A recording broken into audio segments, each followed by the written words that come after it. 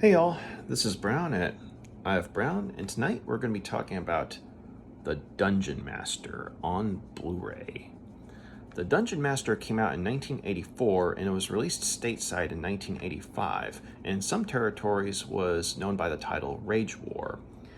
But the Dungeonmaster was a product of Empire Pictures, and it was the same production company that gave us movies like Reanimator, Trancers, Ghoulies, and Troll.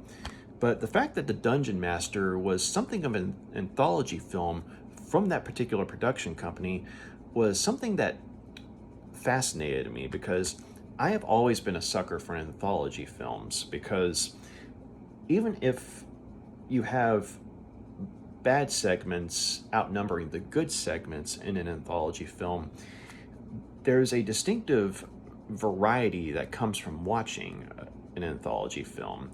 Because there's always something different to look at with each story, and so whether the stories are good or bad, I mean, they're interesting to watch, and if for nothing else, to see, what each director for each segment brings to the table. Now, when you have one director doing an anthology film, I mean, you could see that particular director's strengths and weaknesses. For example, they might excel at certain types of stories, with the anthology film format, whereas they might falter in other types of stories in that same format. But when you have multiple directors working on one anthology film, that's where I think things get really interesting, because there, not only do you have something, different to look at with each story, but each director has their own distinctive style that they're going to bring to the screen. So, for better or worse, the anthology films always give the audience something interesting to watch on screen. And so, considering that the Dungeonmaster was something that was more of a fantasy film than anything else, it had elements of science fiction and a dash of horror thrown in. And so when you have 7 directors involved here, for the 7, because there's 7 segments plus a wraparound, you're definitely going to get some variety, or at least that's, that was my prevailing thought. And so this particular Blu-ray release came from Arrow Video, and they in turn re-released this movie in the Empire Screams box set. And so the Empire Screams box set was something that basically consisted of 5 movies from Empire Pictures, being either re-released or released for the first time on Blu-ray. And so, you have the movies The Dungeonmaster, Dolls, Cellar Dweller, Arena, and Robot Jocks. And so while a couple of those films, namely Dolls and Robot Jocks, had already been released on Blu-ray a few years ago, this particular Blu-ray set keeps a couple of the bonus features from the original Blu-rays, but also brings some new ones to the table. So kind of, giving the audience added incentive to check out these particular re-releases, from the Empire Screams box set. And so in the Dungeonmaster's case, back in 2015, it had been put out on Blu-ray as a double feature, but it was kind of a bare bones release. But here's the original movie release in question, or the Blu-ray release in question. This is from 2015. So you had Eliminators and the Dungeonmaster. So here's the original cover art. And for the record, The Eliminators was actually a good movie, and that's something that I would have loved to have seen on the Empire Screams box set, and in the sense of, say, this is a good movie that deserves a re-release with some good bonus material, So, as it is, I mean, you had a bare bones Blu-ray set that, had one good movie and one mediocre movie. But as it is, the re-release for the Dungeonmaster for the Empire of Screams set is actually a pretty good release of this movie. And so while the movie itself is so-so, the bonus features are actually pretty good. And so the movie itself, I mean, because there are 7 directors involved, there's definitely a variety to what you're seeing on screen. And so it's interesting to watch in that regard. But narratively speaking, it doesn't make a whole lot of sense. I mean, there is a story that sort of tries to tie everything together, and I guess on basic paper and on an elementary level, there it does make some form of sense, but the segments aren't exactly stories though. They're more like levels in a video game that the main character has to get through in order to beat the game, or to get to the boss, as it were. And so, while some of the stuff what that you see on screen, is neat to look at, in that sort of old school '80s sci-fi fantasy horror way, the segments are basically too short, to get the audience invested, and the main story itself is also kind of underwritten, and so you have something that's visually interesting at times, but narratively speaking, it just doesn't really, draw you in or get you invested as, a part of the audience. But let's go ahead and get into it. So, the Dungeon Master kicks off with a character named Paul, who's a sort of computer technician, and apparently he had some sort of medical procedure done on him at one point, where he is now able to tap into computers. It's sort of like a built-in ability now. For example, if he's trying to repair something, the computer just kind of opens itself up to him, and he's able to see, oh, here's your problem, blah blah blah blah. And the people that he works with, I mean, they don't know how he does it exactly. And his girlfriend seems to be the only person that knows about this medical procedure that he had done. And his girlfriend, whose name is Gwen, she has mixed feelings on this newfound ability of his, because on one hand, he definitely gets a lot of benefits from it. Like, he can get information he needs, and he himself finds it useful in a sense that if he's going for an afternoon jog, he can basically use that ability to get the traffic lights to change so he can cross the street while jogging. Or if he's short on cash at the moment, he can go to an ATM, and without using his card, he can just look at it, and because he's able to tap into the computer network, it's able to give him money right then and there, without him using a card. So this procedure has given him a fascinating ability, but he's gotten this new computer that he had put together called Excalibrate, and he nicknames it Cal because there's a certain degree of intelligence that it has, and whether it's full-blown sentient is a different story, but there is a certain amount of intelligence that it has to where it's almost like AI for today. You ask it a question, then it gives you the exact answer of how to succeed at something. Like if you're trying to figure out how to solve a problem, it gives you the answer right then and there.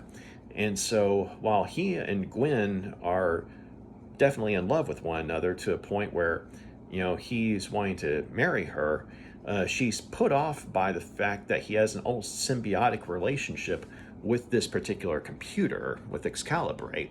And so she was okay with him having this medical procedure that allows him to tap into computers, but the fact that he's relying almost entirely on Excalibrate to function in life is something that sort of turns her off. But I mean, he's trying to explain to her that this is something that can help us. This is something that can be a lot of good for humanity. I mean, my ability, and plus the fact that this computer it has an intelligence. I mean, working together, I mean, we can do so much for the world. And or even if we're not trying to help the world, I mean, we can have quite a life together with working together with Excalibrate, you and I can, have something, pretty wild, but, she's not so keen on the idea of having Excalibrate or Cal be such an integral part of their relationship. And so they have some arguments, but then, they sort of call a ceasefire, so to speak, and decide to, hey, let's just table this for another time. Let's just have a nice night together. And so they have a nice date night at Paul's apartment and they go to sleep. But that particular night, Paul awakens to find that Gwen's been kidnapped. And it turns out, that, Excalibrate has drawn the attention of this demonic entity by the name of Mestema, who, has been lording it over the underworld for a millennia, and it has been lacking in challenges as of late. And so somehow or another,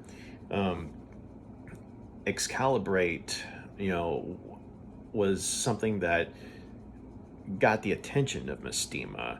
Maybe it was the energies that this particular computer put out, or maybe it was the fact that, this particular computer was the first of its type that had some degree of intelligence. And so, Mestema basically taps into Excalibrate and kidnaps Gwen, from the mortal world and into his realm. And then he draws Paul in, through the same way. And so Paul at first, he's thinking it's all a bad dream, but then, when he kind of comes to and he's in Mestema's realm and he sees Gwen, chained up to some rocks above him, he realizes that, no, this is very real. And so Mestema is telling Paul that he's fascinated by his quote-unquote magic. And Paul's explaining that, wait, are you talking about Cal? And he's saying, no, that's just technology. And Mestema is all like, technology? So that's what you call this magic. And also, the fact that, Paul has that sort of now ingrown ability, due to the medical procedure to tap into technology, is something that intrigued Mestema as well. And so basically what Mestema ends up doing is, he dubs Paul Excalibrate, not just a computer, but he basically kind of fuses the two of them together to a point where, Paul is suddenly, decked out into this sort of semi-futuristic looking attire that you can kind of see here. And Cal, whereas in the mortal world, Cal is, your basic, blocky computer, with Mestema's magic, Cal is now this sort of, almost power glove-like device that's on Paul's arm. And, basically, there's all these buttons and there's a screen for information, that Paul's able to look at and everything. And so Cal is now a part of Paul physically, because the device is sort of attached to his arm, but it's to a point where it can come off of him because like there's straps and what have you, but it is basically connected to him on a physical level now. And so Mestema offers up the following proposition to Paul. He'll let Gwen go and let both her and Paul go back to their world if Paul will take part in a series of games, namely 7 challenges. And if he can beat all 7 challenges, then Mestema will let Gwen and Paul return back to their world. And so, of course, Cal is doing these readings and looking up the name Mestema, and Mestema is apparently in some way tied to Mephisto or Satan, according to, local legends or folklore and what have you. But Paul doesn't really have a whole lot of choice in the matter, and so he reluctantly agrees to take part in these challenges. And so, yeah, that's the basic gist of it. So, the setup is actually rather interesting because you with the wraparound segment, you have just enough character development, for Paul and Gwen to where, I mean, we kind of buy them as a couple, because the actor Jeffrey Byron is the one who plays Paul, and actress Leslie Wing is the one who plays Gwen, and they actually have a pretty good on-screen chemistry with together. And so before the actual anthology format of the film kicks into gear, when we see them together at Paul's apartment, they actually do jibe well as a couple. And so while the story is kind of wonky, or at the very least underdeveloped, I mean, at the very least the actors are likable enough to where we don't mind seeing them together on the screen, versus if they'd had bad chemistry, or they've been bad actors, we would have been like, oh crap, I mean, how much longer is this going to go on, even though their wraparound segment doesn't really take up a whole lot of time. But as it is, I mean, Jeffrey Byron and Leslie Wing do a good job of selling the fact that their characters are a couple. And I did like the idea of Paul's character having had that strange medical procedure done, to where basically he was able to tap into all these computers and basically benefit his life because of his newfound abilities. And what we see of it is actually pretty interesting. And I found myself in hindsight kind of wishing that it would have been neat to see more development in that regard, because we see him in the ordinary world using this ability, and it's actually a pretty neat little bit whenever he uses it. And when we have the conflict between him and Gwen about Cal, about the computer, there is something that sort of strikes home, in the sense that technology has become something that a lot of people can't live without. I mean, case in point, I mean, our cell phones. I mean, here I am doing a review on my cell phone, right? But like people, they can't live without their phones. They can't do anything without their phones. I mean, myself included. But this is in 1984, 85. Cell phones weren't really a thing. This is all computers. Like, computers were the future, and in some ways they still are the future, But it was interesting to see that type of tension in so early of a movie, because I mean, a lot of the same concerns that couples have sometimes about one or the other spending too much time with with their phone, or relying too much on their phone. The stuff from today is kind of similar to the arguments that Paul and Gwen were having about Paul's over reliance on Cal. And they could have gone so many different directions, because because they were as good of actors as they were. I mean, they were able to sell such a then bizarre concept, but they could have gone so many different directions story wise. Like, they could have had to where they could have explored the whole idea of Paul being able to tap into multiple computers, and they could have gone like a lawnmower man route, pre-lawnmower man, or they could have had to where Cal starts evolving to a point where she goes beyond her programming, or it goes beyond its programming, and sort of becomes its own entity, to a point where there's like a conflict between Paul, Cal, and Gwen, to a point where, Cal becomes, or Cal and Paul, they could have had something to where it's like they developed like a symbiotic relationship with one another to some degree.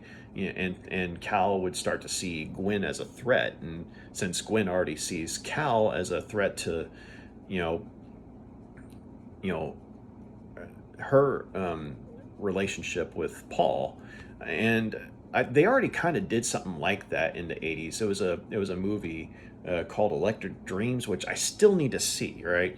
But they did something like that once, and so. But it would have been interesting if they had made a film like that, or I should say, if Empire Pictures had actually made a film like that, going just from what we're seeing from, the beginning of this movie with this wraparound segment. Uh, so unfortunately, though, the meat of the movie, the anthology segments, are kind of where things start to fall apart from a narrative standpoint. Because we have this sort of um, intriguing angle, plot wise, to start the movie, but when Mestema, comes on screen, I mean, that's where we're kind of like, okay, what the heck's going on? How is this happening? Which, on one hand, I hate to say that because Richard Moll, who plays Mestema, does a really good job of selling, the demonic overlord angle. I mean, he doesn't. It doesn't look like he wears a lot in the way of makeup, but he was a very tall guy. You know, I don't remember exactly how tall he was, but I want to say he may have even been 6'8" or something. But he was a tall dude.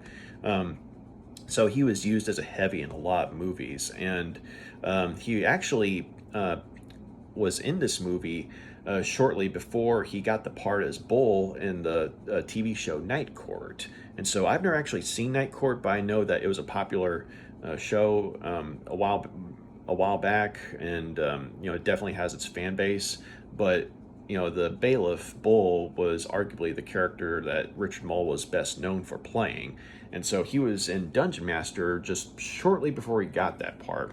But they definitely did a good job in picking Richard Moll for the part because of his height and everything, and he was also a classically trained actor, and he basically sells that maniacal, demonic overlord, type of personality for his part.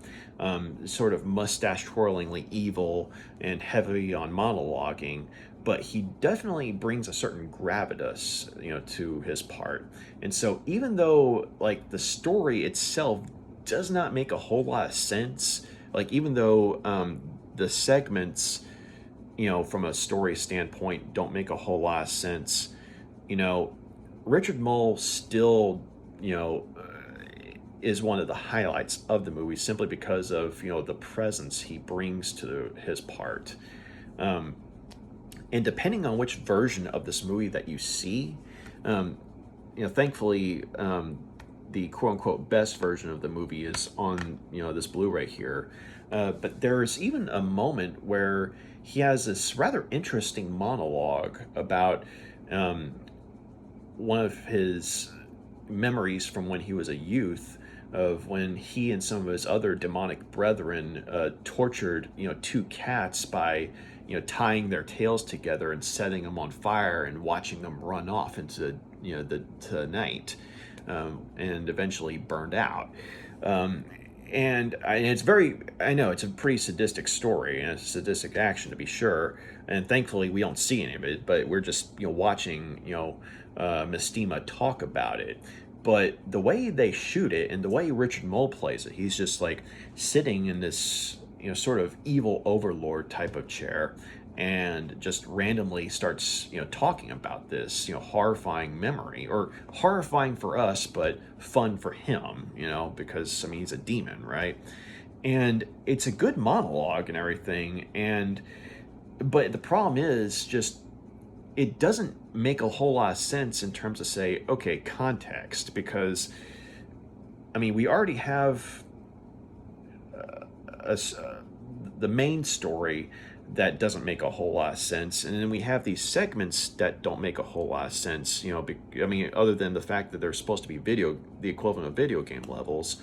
And so when you have this very well done monologue, being delivered by Richard Moll, just kind of out of the blue like that, it seems like something from a better movie. And, it doesn't come up again, but it just seemed like a moment where, maybe they wanted to actually give some form of character development to Mestema, but for whatever reason that particular scene is in the movie, and even though like it's sort of comes out of the blue and it doesn't really add to the actual story of the movie, it stands on its own as a good scene, and this serves as a reminder that Richard Moll was a pretty good actor.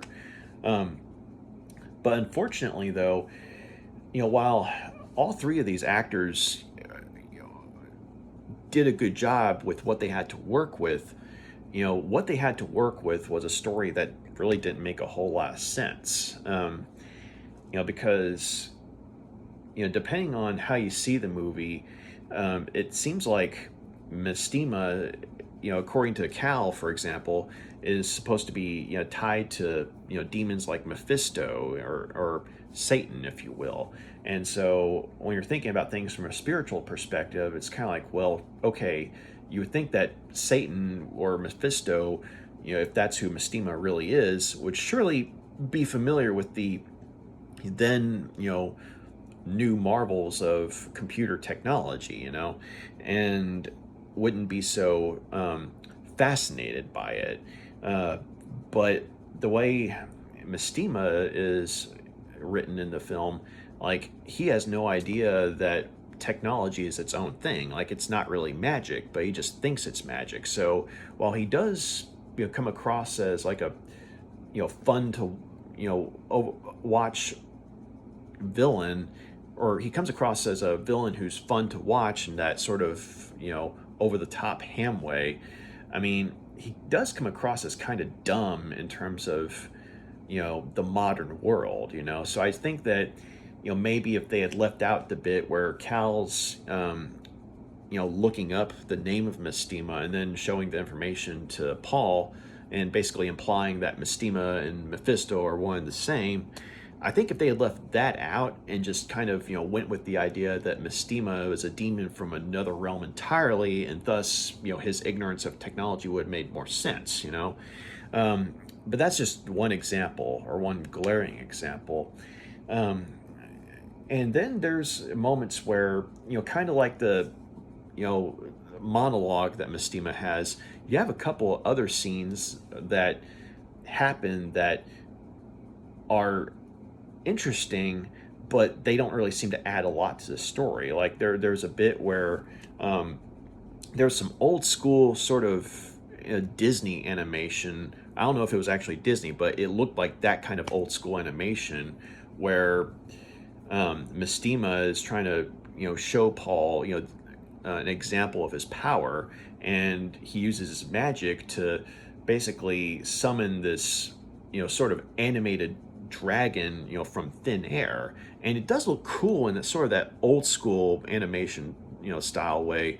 And then Paul uses Cal or Excalibrate to do something similar, except this is like a purple dragon, and so you see these two animated dragons sort of roaring at each other while Paul and Mestema are watching their creations, and they sort of fly around each other for a little bit and then they just vanish, and then it's back to Mestema boasting about his great power and how Paul has no chance at winning, even though he's already made it through a challenge or two. And so you have scenes like that that are interesting, or in some ways kind of neat to watch, but they just don't make a whole lot of sense, or they don't add a lot to the actual story. And so when it comes to the actual anthology segments, once again, they don't really add a whole lot to the story and from a narrative standpoint, but they are sort of neat to watch, in the sense that each segment's kind of different from the other, in the sense that you have a different director for each segment. So the first segment is called Ice Gallery, and it was directed by a woman named Rosemarie Turko. And that particular segment, from a visual standpoint, I liked it because it kind of made me think of this old sci-fi film from the 70s called Logan's Run. Because here though it's kind of like there was this ice chamber, and it's kind of like the characters of Paul and Gwen find themselves trapped in this ice chamber that's also a museum to, I guess, various monsters and villains throughout history. And it's interesting to look at, from a visual standpoint, but not a whole lot happens other than Paul and Gwen suddenly finding themselves slowly being frozen by snow and ice that's accumulating on them. But I will admit that I did kind of like the idea of the fact that while they themselves were having to fight off basically being frozen solid, the statues start to come to life and move on their own. And so they initially move kind of slowly, but then they start moving really quickly. But I think it's like I did like the idea from kind of a fantasy or horror standpoint. It's just that the way it was executed, I felt like could have been handled a little better. But the idea, though, that you're starting to freeze, but these statues are starting to come alive around you, that was something that I feel like maybe if they'd had more time to play with it, I think they could have pulled off a memorable set piece. But unfortunately, though, it's something that just on paper could have been good, but the way it's done here, it's just briefly interesting to look at, simply because of how brief the segment is. And then the next segment was called Demons of the Dead, and this one was directed by the late special effects guy John Carl Buechler. And John Carl Buechler was someone who worked with a lot of movies from Empire Pictures and doing the special effects and the makeup and stuff like that. And so one of the things about his work is that it oftentimes looks cheap, but there's a lot of work put into it to where even though it does look low budget, probably because it was done on a low budget, there's a lot of effort put into it, to where it's like, okay, this still looks pretty cool, And so Demons of the Dead, what ends up happening there is, Paul, falls into this cave like environment, and he encounters this gremlin-like demon called Rat Spit, who was a puppet, creation, and Rat Spit has these zombies come and attack him, and these are zombies of these were, I guess, people that had tried to come into Rat Spit's realm at various points in the past because they have different types of armor on them and everything. But Paul, using Excalibrate, is easily able to either blast them with these lasers that come from his arm, or he uses one of their own swords and hacks off their heads, and you see a sword drawn in, explosion, when the head's decapitated. And so one of the reasons that the segment's noteworthy, though, aside from the fact that John Carl Buechler directed it, was there's a particular line from that movie, and it goes something along the lines of, "I reject your reality and I substitute my own." And it comes in on the heels of a moment where,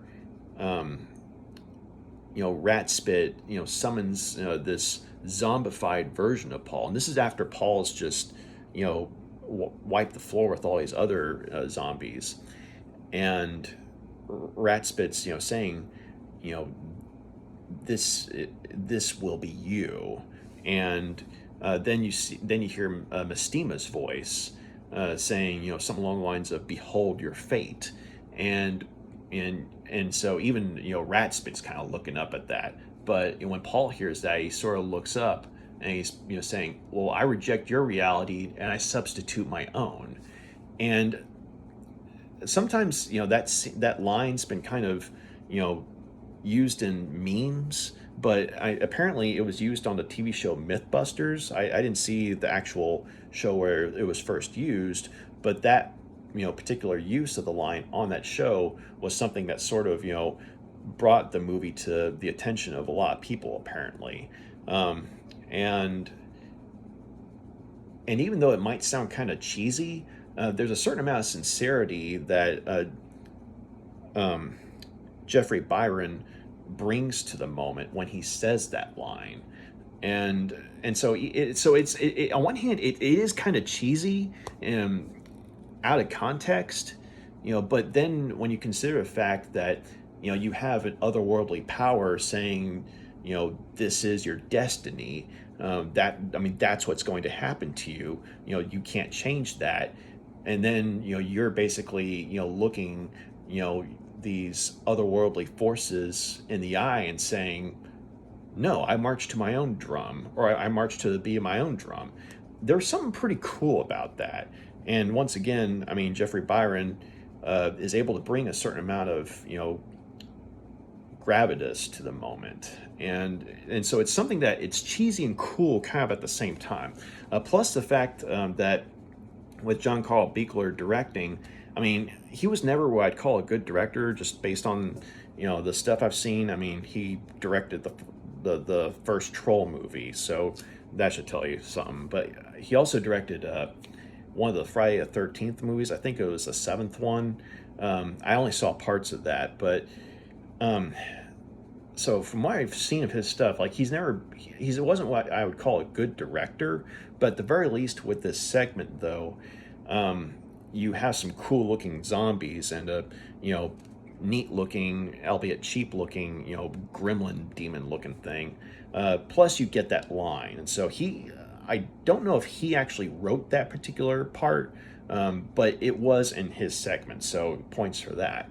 Okay, so the next segment is called Heavy Metal, and this was directed by Charles Band, who was in turn basically the mastermind of Empire Pictures and produced basically all their movies. And he also directed Trancers, so points for that. But he also directed the Wraparound segment for this movie. But Heavy Metal, though, is basically just like a brief music video wherein, Paul and Gwen are teleported to this, sort of, twisted, version of a W.A.S.P concert. And so W.A.S.P was a heavy metal band that was rather prominent in the 80s. And this being the 80s, there was a lot of pushback against heavy metal because, there was a lot of, because of some of the dark themes that, some heavy metal bands, dealt with in their songs. A lot of people, like politicians and parents, were convinced that heavy metal was an instrument of Satan. And so you kind of had things like the Satanic Panic coming from that. And so I guess, they even touched on that in the commentary, but apparently this was kind of like a take on that, and since, this was a challenge from a demonic entity, and W.A.S.P was, a quote unquote evil heavy metal band in the eyes of some, there is something kind of amusing about that. But it is actually W.A.S.P. I was looking into it, and it's the original lineup, and they're basically performing this song called Tormentor, and it's not a bad song, I have to admit. It was kind of a, it has kind of an earworm effect, once you hear it, and once you see, this particular segment, you're kind of like, okay, I don't know if I'm a W.A.S.P. fan, but that was a pretty cool song. And so it's basically like just a quick music video, more or less, of a W.A.S.P. concert, albeit with Paul trying to fight his way through the crowd, and Gwen being, held on stage as kind of like an Alice Cooper-esque, heavy metal prop. Like, she's, tied up and her clothes are torn up. And I think the singer's name was Blackie Lawless. And he's basically, doing this Alice Cooper-esque thing where he's taking like this knife and hacking it into the wall and sort of, basically showing that he's going to cut her, while she's, screaming for Paul to help her and everything. And, some of it, it was kind of cheesy in the sense that you could tell that they're singing to a backing track.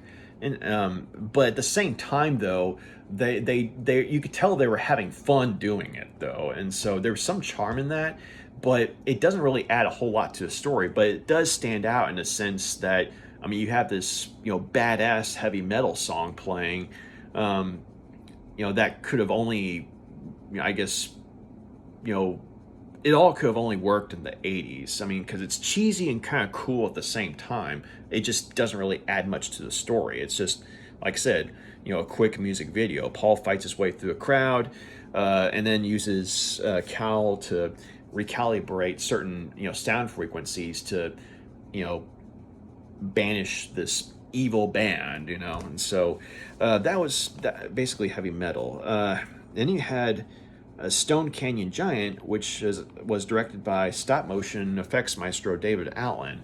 And this is a segment that I think a lot of people tend to come away remembering the most, because it's basically him in this canyon environment, or he finds himself teleported to this canyon environment, and he's being attacked by these two dwarf-like creatures, one of which was played by Philip Ondacaro, and they initially steal Cal off of his prone body, but after he comes to, he's able to get it back. But then he realizes that he's gotten the attention of this stone giant, and that's sort of guarding the valley, and it's like really, really tall. I mean, we're talking like Jason and the Argonauts type stuff here. So it's definitely kind of an ode to Ray Harryhausen, and you're seeing the stop motion animated statue going after Paul and shooting him, trying to shoot him with this sort of ruby in its head. And of the villains that have gone against Paul thus far, the Stone Giant is probably the one that's posed the most of a challenge, because up until this point, Paul, just kind of, taps a bunch of buttons on Cal, and Cal, blasts his opponents with some kind of laser, or, he uses like a sword from an enemy to, fight back or something like that. But for the most part, he's just been relying on Cal, and you've basically just, walk through all the enemies and everything. But here, though, he's actually having to duck and dodge a few times and get shelter, because this is a stone giant that's just, blasting at him with this, gem that's shooting these lasers and stuff. And so, but, Paul just kind of pushes a bunch of buttons and bluey, right? So once again, it doesn't add much to the story, but it does look cool because of the stop motion animation. So points for that. And I can definitely see why it was kind of considered the standout segment, along with, the heavy metal segment, because it was basically, W.A.S.P, performing. But the next segment was directed by a guy named Steve Ford, who was apparently, Jeffrey Byron's brother. But this particular segment was called Slasher. And this is the segment that is probably the closest the movie comes to being suspenseful, because whereas the environments that Paul had been teleported to, for the most part, were sort of fantastical in nature, here he's teleported to the urban, streets at night, and he's having to, try and find Gwen, because there's a serial killer on the loose, and he finds one particular, he finds this one body of one of the killer's victims, and it was like newspaper clippings and everything. And then it's right then and there that the police find him, and they see this strangely clothed dude over a murdered body. They kind of draw their own conclusions and arrest him. And so he's trying to convince him that, hey, I'm not the guy you're after. My girlfriend's in danger, blah, blah, blah, blah. And so in the meantime, Gwen unwittingly crosses paths with the slasher, and he sets his sights on her. And so there is a certain amount of suspense in that regard. Like, there's actually some measure of tension. Like, okay, Paul's going to come out on top, right? And he's going to find his girlfriend, beat the slasher and everything. But there is just a little bit of suspense in that segment. So, that's, that was probably my, favorite of the segments, in the sense that there actually was some, just a little bit of substance, because you're seeing Paul in an environment that actually kind of looks real. And Cal, for once, isn't able to offer a whole lot of help as far as where Gwen is. Like, he's having to run all over the city, and while Cal does help him get out of his handcuffs, it was interesting seeing Cal be sort of helpless in terms of like, he was able to tell Paul that Gwen's in danger and she's the slasher's next victim, but that was something that we as viewers could come to that conclusion on too, because of course this is obviously a challenge by Mestema, and it wouldn't make a whole lot of sense if Gwen wasn't to be the next victim. So it was just basically a bit where it was interesting seeing Paul kind of having to rely on his own intuition, or his own drive to rescue Gwen. But okay, so the next segment was directed by Peter Manoogian, who was also the same guy who did Eliminators and Arena. But unfortunately, his segment, Cave Beast, is probably the most underwhelming of the segments, because what basically happens is Paul's, for this next challenge, he's teleported to this cave, and there's this sort of rock gremlin, or it looked like a cross between a rock gremlin and a reptilian, creature or something, but basically, there was like a sequence in which Paul had to, shoot his laser blasts, at certain points in the cave in order to defeat this gremlin, and it ultimately turns into a different creature entirely, like this sort of angel-like creature that apparently there was some sort of challenge where even though Paul just won, apparently Paul could have won if he hadn't fought at all, and somehow this gremlin creature and this angel were kind of one and the same. It doesn't make a whole lot of sense, and it was probably it felt like the most pointless of the segments, at least in my opinion, simply because not a whole lot happens, and the transformation from sort of reptilian creature to this female angel, like, while it is kind of an interesting visual, like, for the angel transformation, like, it's sort of like flash of light and poop, it's angel, right? But good costume design and everything, but it just really doesn't make a whole lot of sense story-wise. And it's kind of like, well, if all Paul had to do was not fight, then okay, why'd he fight? That kind of thing. So the next segment is called Desert Pursuit, and so this was directed by Ted Nicolo. I hope I'm saying his name right. It's Nicolo or Nicolu, but he's a bit of a Empire Pictures / Full Moon video veteran. Like, he's worked with Charles Band for a lot of movies, and if I remember correctly, he also did Puppet Master 3, which of the Puppet Master movies I've seen was arguably the best of them, which probably isn't saying much, but points for that, right? But Uh, Desert Pursuit, though, it's basically kind of like a takeoff of some of the Mad Max movies, and you have Paul and Gwen teleport to this sort of desert environment where there's these uh, sort of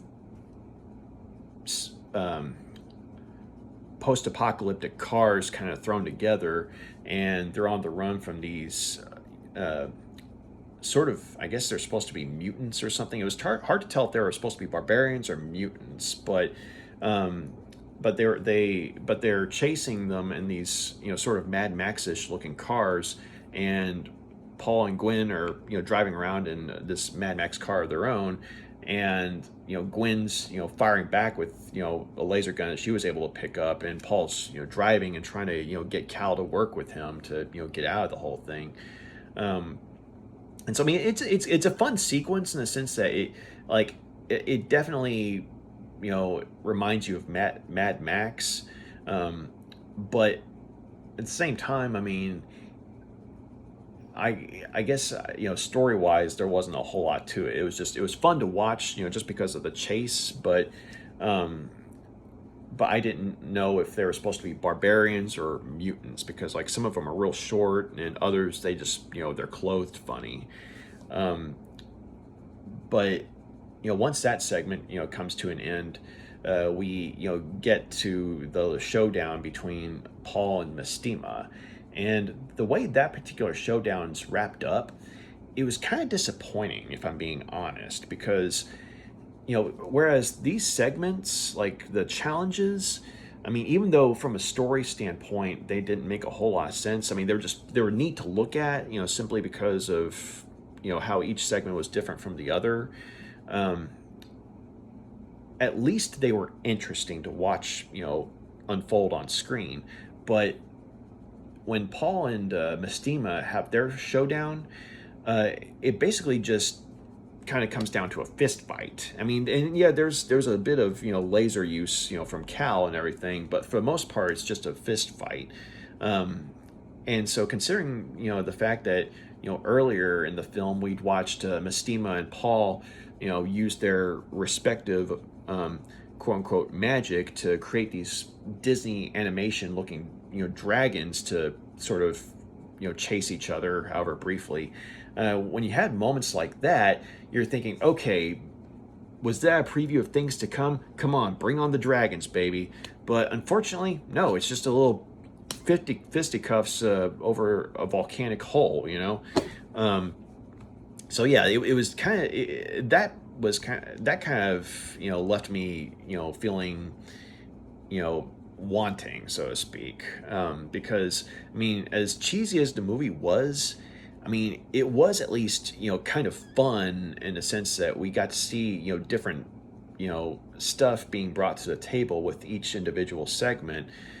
Plus, I mean, the fact that I mean we were kind of flirting with a connection between technology and magic, being brought up, or but even though that particular concept wasn't explored a whole lot, I mean, the potential was there, and I feel like if they had just kind of gone back to that, for that particular, final fight, I feel like that, these interesting, developments at the beginning of the movie could have paid off, as opposed to say, oh, that's interesting, but it doesn't really go anywhere.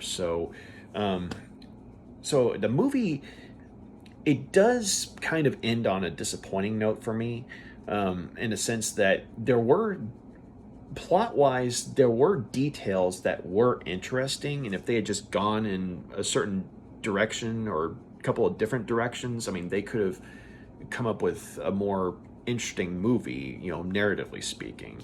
But because the interesting bits aren't really followed up on, um, like you have some good bits here and there, like the bit where Richard Moll as Mestema gives that monologue about the time that he and his friends tortured these two cats. I mean that was a good moment, but it just doesn't really go anywhere.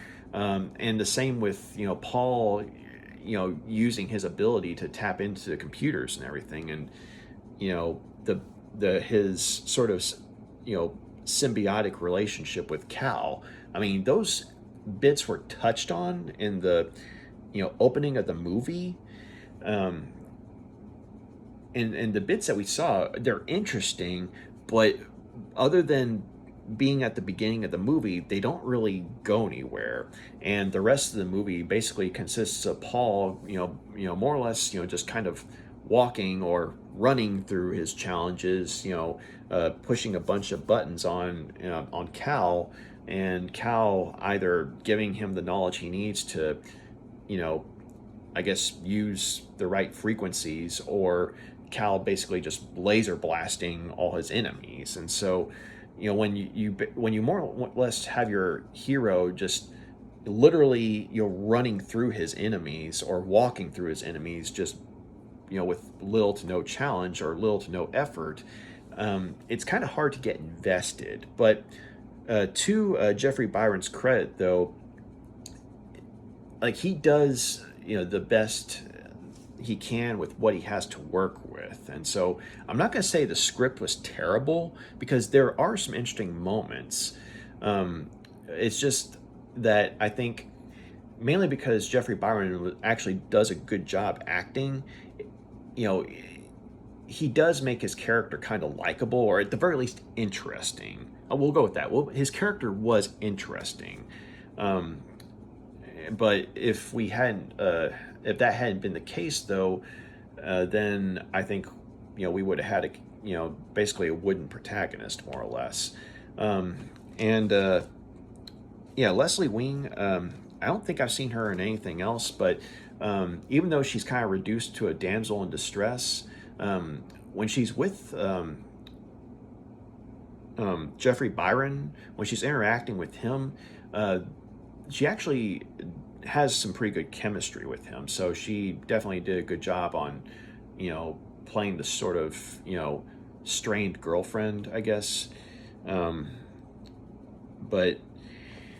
yeah, so I'm not going to say this was a bad movie necessarily, but it wasn't good. Like it's too interesting to, be bad, but it's too underdeveloped to be good, or it's too underdeveloped and too short to be good. So this movie, I'm going to go ahead and say that it's somewhere between a 2 and a 3 for me. Like, I'm probably I'm gonna go ahead and give the Dungeonmaster 2 out of 5 stars. It's an okay movie, but there's enough interesting stuff that happens in there. At least there's enough interesting stuff to see on screen, to where, the segments, like,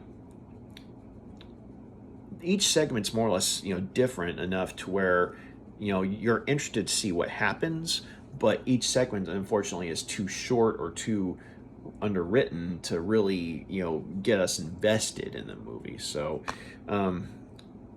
yeah, it's like a few interesting moments aside and some, neat visuals aside. I mean, it's not that good of a movie. I mean, so I'm going to go ahead and give it 2 out of 5 stars.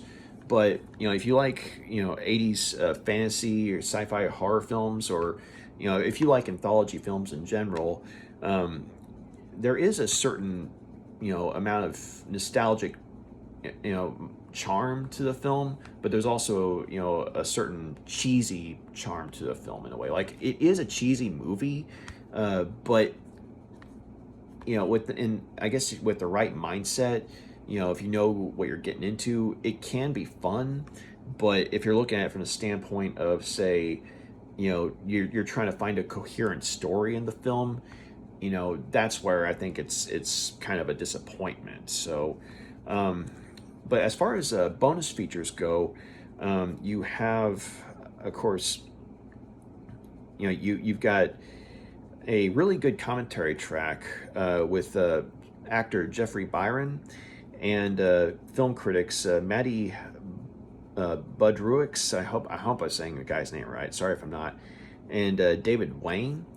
and it's a pretty good commentary track. And these two guys, they've worked together on the other commentary tracks on the Empire Screams boxed set, so there's definitely a consistency with their familiarity with the movies that came out at Empire Pictures and with Charles Band.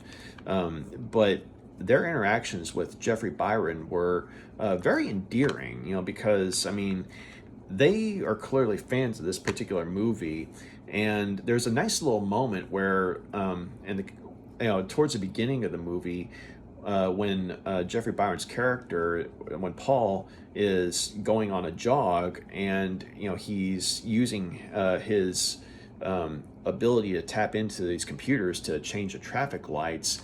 And it almost feels like something from an 80s music video, and I don't mean that in a bad way, but there's this cool synth track going, and you see him just running through the city, and going through one intersection or another, and the traffic lights changing according to his will, and it kind of is intercut with footage of Gwen at an aerobics studio, because apparently she's like an aerobics teacher. But it really has that sort of 80s music video vibe. But in the commentary track, though, one of the critics is talking with Jeffrey Byron about it, saying that he's always liked that scene because it almost feels like, thematically speaking, it's symbolizing Paul's desire to run from challenges of living in the ordinary world.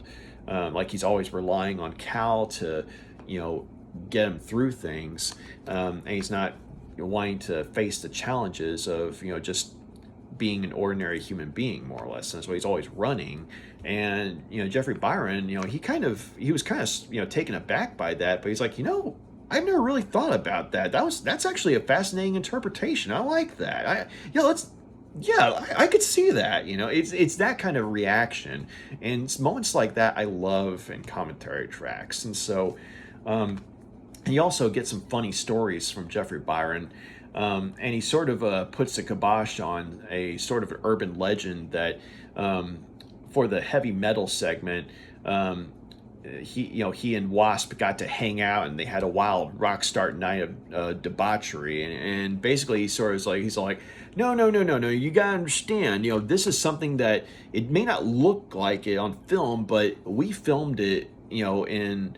It had to be like in, it was a short amount of time. I think he said it may have been an hour or so, or an hour or two, but they didn't have a lot of time to film it. And so it was very rushed, but you wouldn't tell it yes, the segment itself is short because all the other segments are short, but it doesn't look sloppy, if that makes sense. But it was a hectic shoot because they were at the Whiskey A Go-Go, and they had to wait until the club closed in order, to be able to have W.A.S.P, do their thing, and him being able to work his way through the crowd and all that, because they couldn't film at the same time. There were actual, concerts on stage, and so he said. So basically, it came down to him saying that, I got to work with W.A.S.P. I didn't get to party with W.A.S.P. So, you get little funny bits like that. So, all in all, it's a good commentary track. And Jeffrey Byron, he comes across as an endearing fellow, and he makes for a good listen, and he plays well with, the two film critics and what they have to work with and what they have to say.